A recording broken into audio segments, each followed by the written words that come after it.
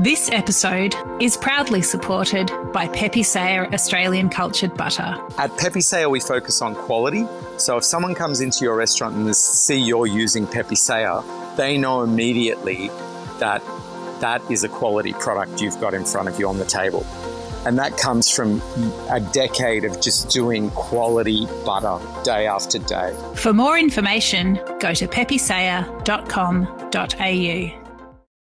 You know, the whole concept of, getting direct from farmers, making an actual effort to go, I don't want styrofoam boxes. I don't want these, wax boxes. I want you to bring it to me in crates and then you can return it. Like, those are the steps that we can take to, make a huge change. And I do see that happening. This is the Deep in the Weeds podcast. I'm Anthony Huckstep. Food waste, sustainability, providing paths and better lives for those that are disadvantaged, and trying to ensure the world is a better place for everyone, now and future generations too. Never in our history have these things been more front of mind and vital to act upon. How do you approach these complex issues and affect change, particularly in the food industry? Jez Wick is the head chef of Refettorio OzHarvest in Sydney. Jez, how are you? I'm really good, thank you. How are you? Good. You've got a very, very unique job in the world of food. Tell us a little bit about what you do. I do have a very interesting job, and I feel very lucky to be able to be in this space. The Refettorio is part of Massimo Bottura's Food for Soul charity. And this is the first one to open in Sydney, and it opened earlier this year. It's been in the make for a couple of years, but due to COVID, things got changed and things got moved around. And so it's a really beautiful space, and it's all been kind of donated from different donors that we've involved in with the charity OzHarvest as well. And we feed all different types of vulnerable community and people suffering from food insecurity, social isolation, all sorts really.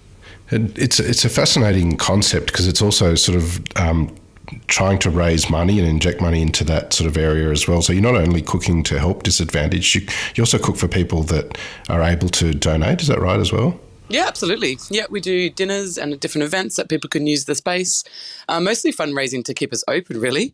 And it's all rescued food, so it's very much zero waste kind of vibe. And a lot of everything that we do is based around sustainability, zero waste, and kind of bringing kind of beauty and dignity back to, vulnerable communities. OzHarvest is an extraordinary thing that's been created by Ronnie Khan many, many years ago. Tell us how you create your menus. Are you accessing produce that would have gone to waste, and does that then affect how you put these things together?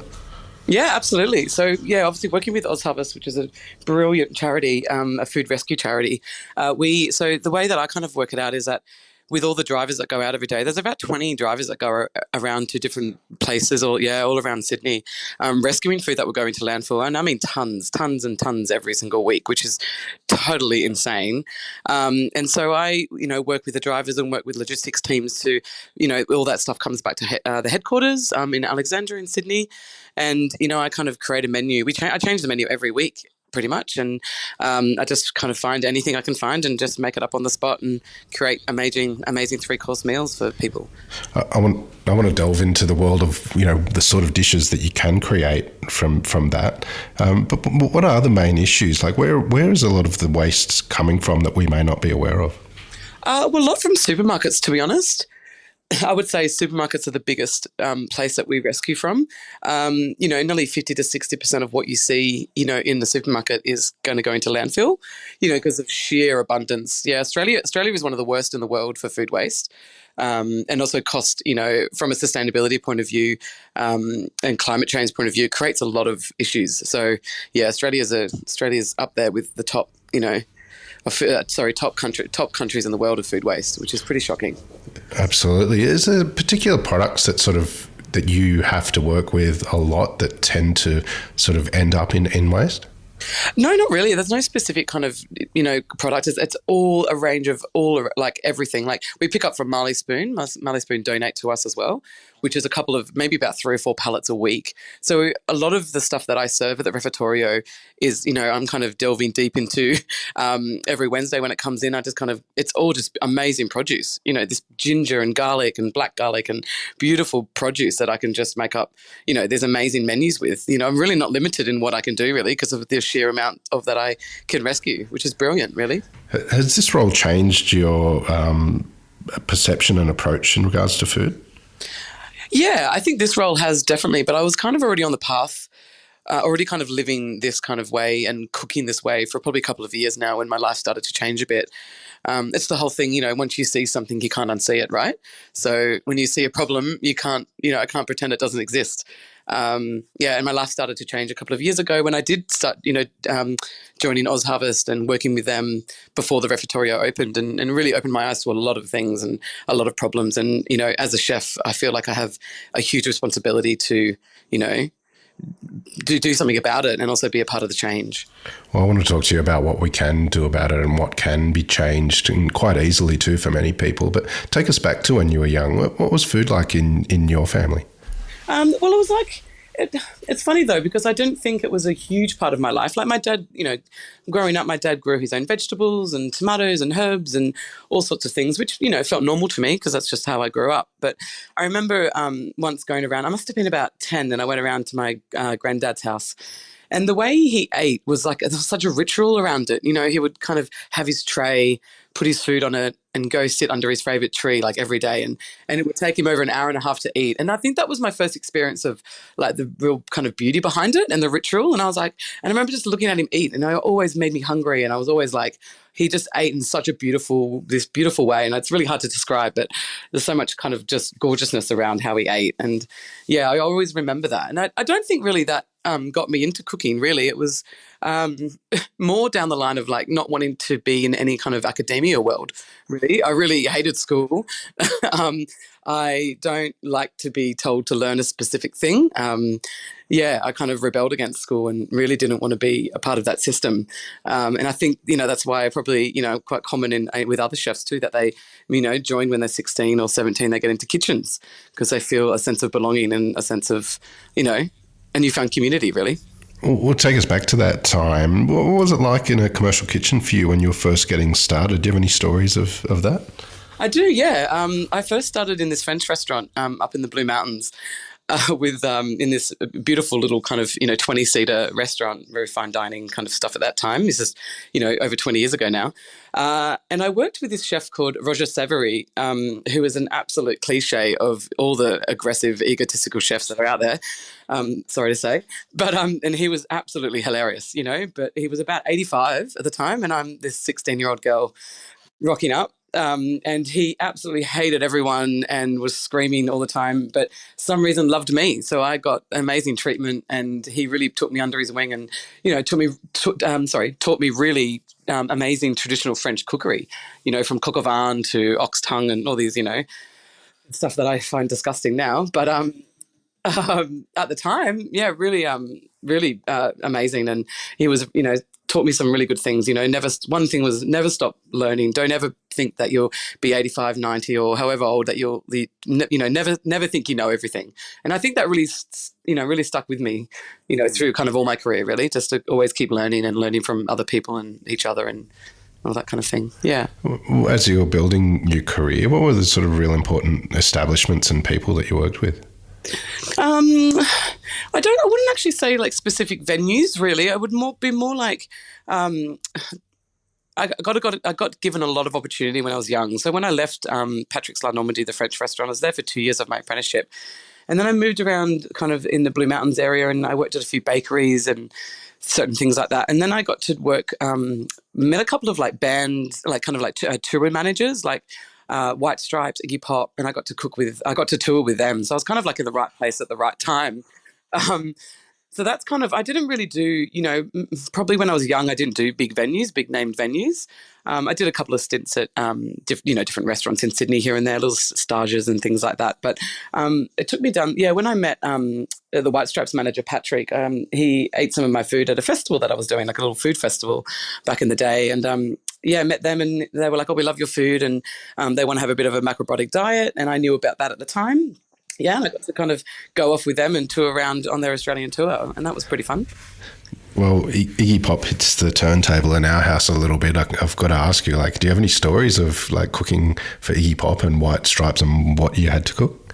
Yeah, the White Stripes were pretty interesting, as you can, use your own imagination about, their drug taking days, and all of that was a little bit crazy. So I didn't actually, in the 3 months I toured with them, I didn't actually get to cook with it for them that much. It was a lot of eating out at three hat restaurants, and lots of other crazy nights out. So that was more just like me going partying with them for 3 months and getting paid for it. So that was pretty fun. But Iggy Pop was different. He had a specific kind of diet, a really healthy living diet. And before he went on stage, which was pretty funny, he would just inhale loads of oxygen.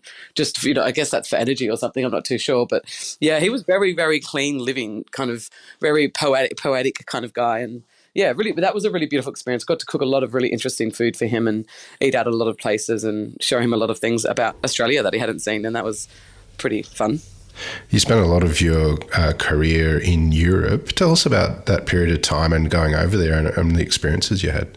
Yeah, so I think I left Australia when I was about 24 now, about 15 years ago, to actually go work on yachts as a private chef. So at the time I was working in Byron Bay. I was head chef up there.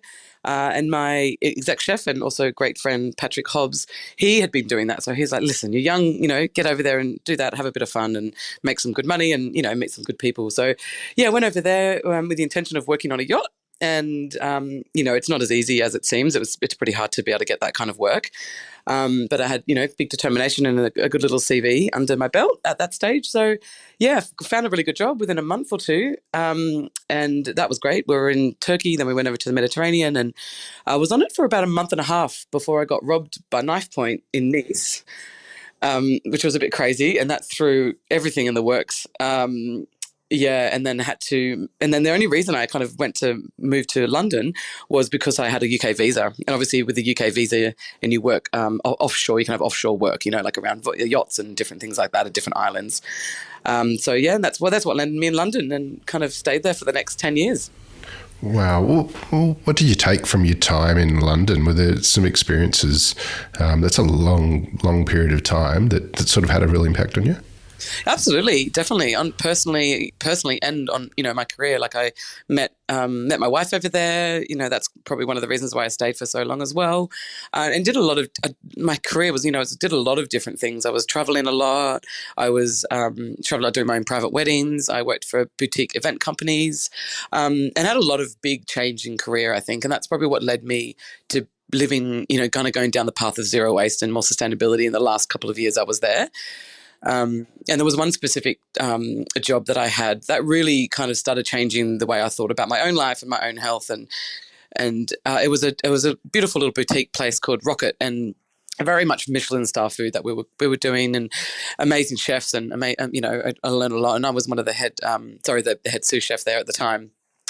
And I remember going to the Chelsea Flower Show with them, did a catering gig, and it was all celebrities and, the whole lot, and amazing seafood. And we did this beautiful, big display and, all the jazz, all the gorgeousness.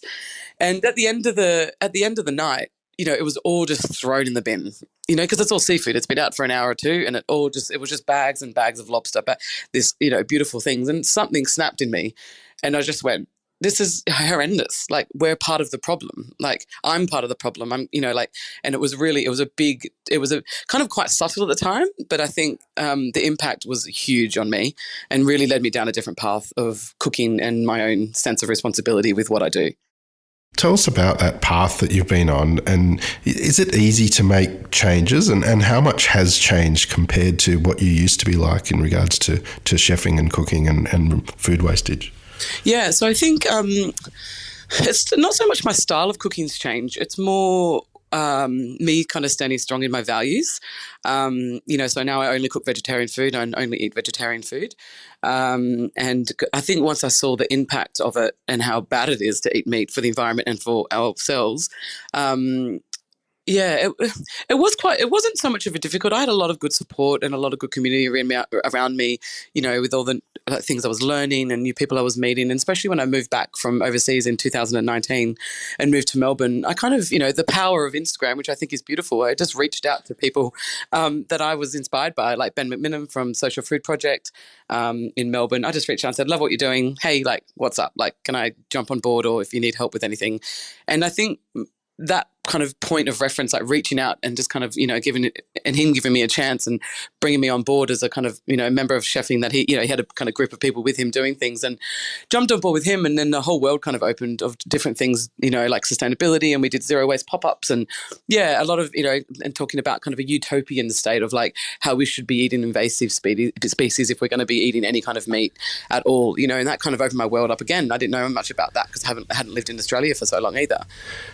Tell us a bit about that social food project and what was involved in that.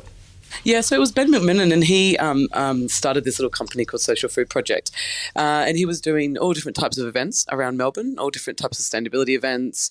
As I said before, he had this kind of philosophy about utopian foods, and it was kind of a world about, how we should be eating invasive species. We shouldn't be farming beef. We shouldn't be doing, we shouldn't be farming pigs, like all these kinds of things that, we should be eating, kangaroos, sea urchins, things that, and we would do workshops and things around that, and showcasing these foods to people that they are accessible and they're easy to cook and they're easy to find and they're cheaper and they're better for the environment. And so we were doing things like that all around Melbourne and little things. And and he did the Melbourne Knowledge Week, and we did some events there. Yeah, it was a really good time. Yeah, a lot of learning for me, and a lot of big change for me. You're also part of a COVID hospitality charity in Melbourne. Tell us a little bit about that. Yeah. So when the pandemic hit, I helped co-found, it was called COVID EAD. And I kind of just reached out. I had spare time, as kind of a lot of chefs did, and I was trying to utilize it in a way that would maybe better help other people. And at that time in Melbourne, a lot of international students and people from different countries, didn't have any access, to any government help, right? So, which was shocking and terrible. So, I just reached out to this couple of guys on Facebook that were posting, who I didn't really know, and just said, hey, like, why don't we start cooking for people that can either come pick it up, hospitality people and anybody who needs it at this time in this really difficult, situation everyone finds themselves in.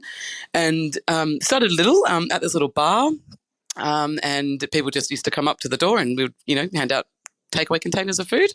And then it just grew and grew and grew, and we ended up being a year-long charity, and we raised a couple of $100,000, and I think we fed hundreds of thousands of people, and people were delivering their food in their cars. We had about 25 drivers going out every second day, delivering the food to the people's houses that couldn't leave their houses. And it was brilliant to be part of such an amazing community for a year when everybody was really struggling. It was a really hard time for people working in hospitality across the board. Well, what did it feel like for you at that period of time? There was a lot of uncertainty, and you were involved in that charity helping so many people. Did it have an impact on you? In some way, it kind of had a bit of a positive impact about, in a sense of, in these times of need and, in kind of such desperation, times of such desperation, that you really can band together and find community and build something to help other people.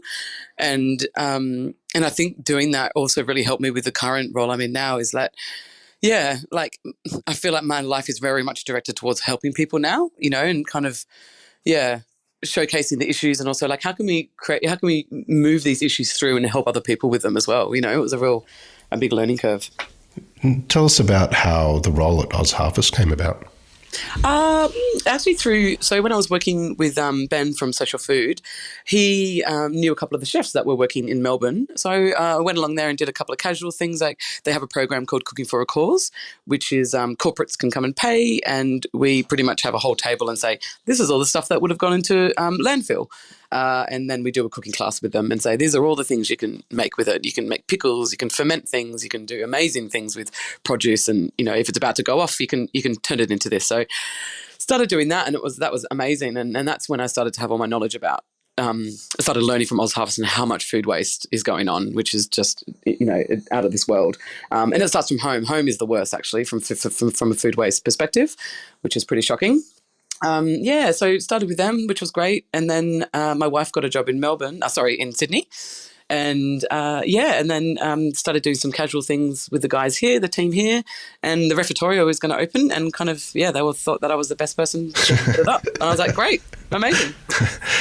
Well, as you mentioned a bit earlier, it's an Australian first. It's a social impact collaboration between OzHarvest and Massimo Bottura's Food for Soul. Tell us about that collaboration. Have you had involvement with him, and what are the goals of it? Yeah, have had a bit of involvement with him. He was meant to come over, I think, when we opened, but I think due to COVID, everything's changed a bit. But yeah, it's kind of a bit like a global community, really. We're all like through the Food for Soul, which is Massimo and his wife Lara's charity. We're all kind of quite connected globally. We have a lot of platforms where all the chefs talk, and everyone kind of keeps up to date with all the other different refettorios, what they're doing, and we get quite inspired by each other as well. They're all, and also all the ones around the world are all quite different, like really different, because they're all connected to some other, like a charity. So the one in London, Refettorio Felix, that's connected to a charity, and so they do a different style of kind of offering. Also, a much more of a bigger space. The one in Milan is attached to a church as well, and so it's all kind of, they're all very different, and it's nice to be able to collaborate globally and get inspiration by what everyone's doing. And we're also doing a chef exchange program, so I'll probably go to maybe New York or to Mexico, and that chef will come over here, so we'll do a little swap and be a bit more connected that way, and really get it out there. So it's great. Well, give us an idea of the sort of the average week and how many meals and people you're impacting.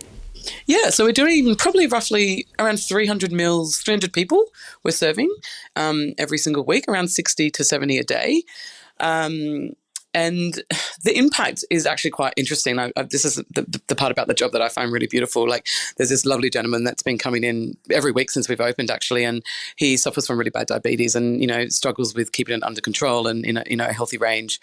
And he said that he's been going to his doctor, and the doctor is so surprised about how much his health has changed just from coming in, twice a week. And those stories are the biggest impact and the biggest, really, it's really gorgeous to see that, people in the community who don't have access to sometimes any fresh food or vegetables or anything, that they're coming in and loving it and having a really beautiful kind of dignified experience in the space where it's really, that's really beautiful to see. We've got a lot of chefs and operators as listeners on Deep in the Weeds. What's some sort of simple advice that can change the habits in a commercial kitchen?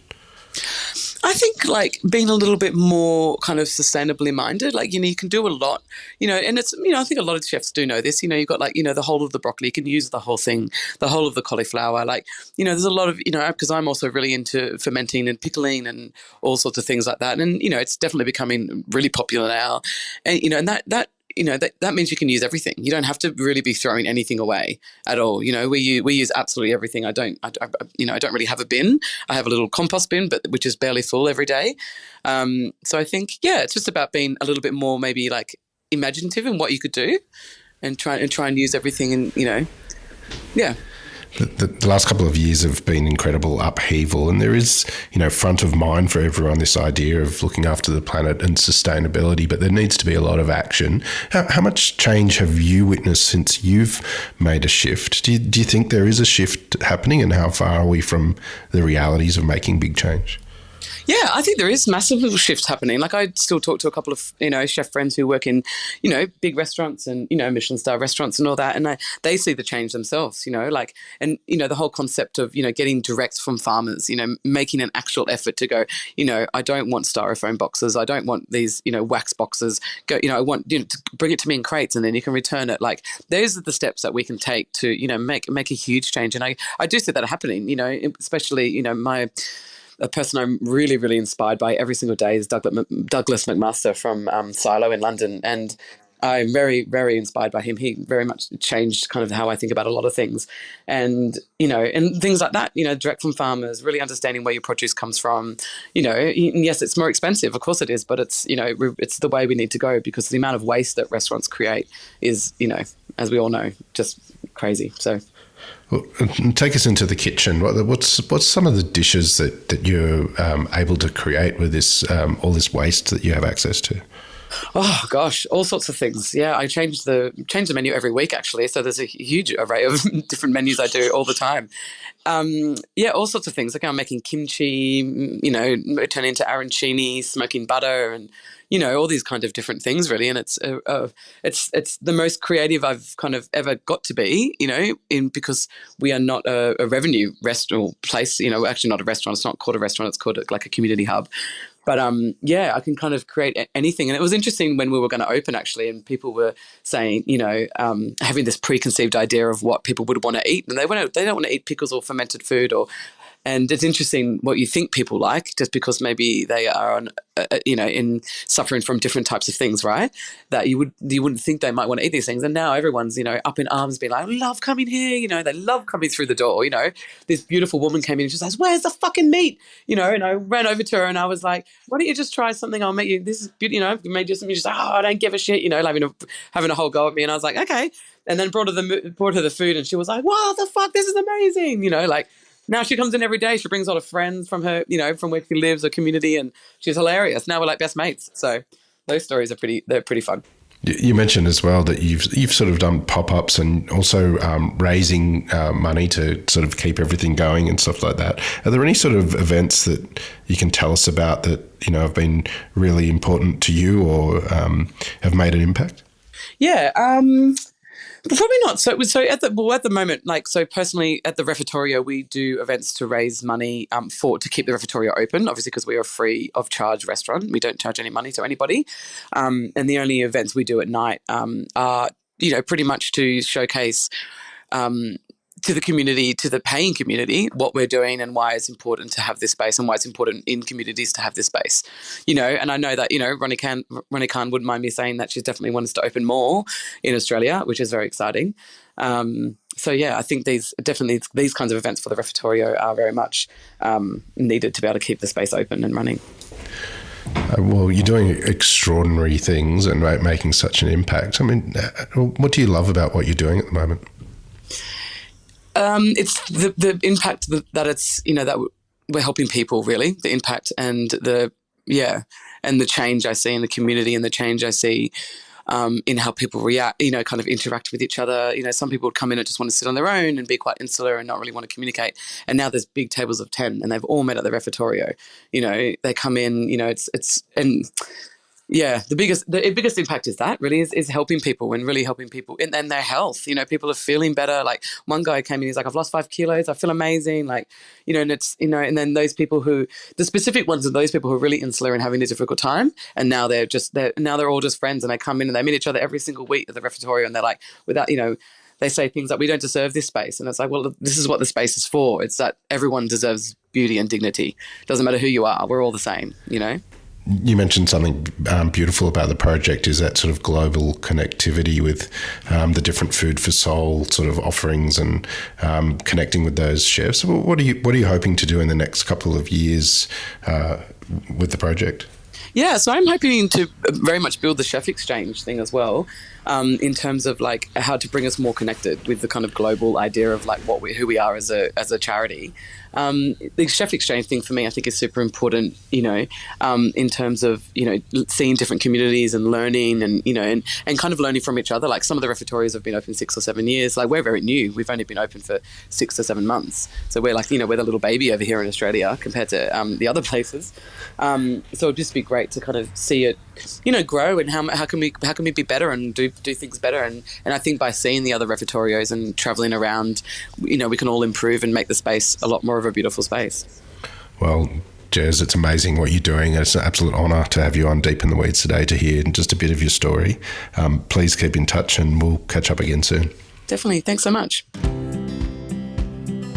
This is the Deep in the Weeds podcast. I'm Anthony Huckstep.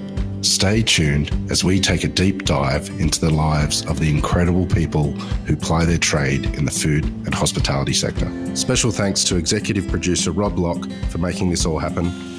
Follow us on Instagram at Deep in the Weeds Podcast or email us at podcast@deepintheweeds.com.au. Stay safe and be well.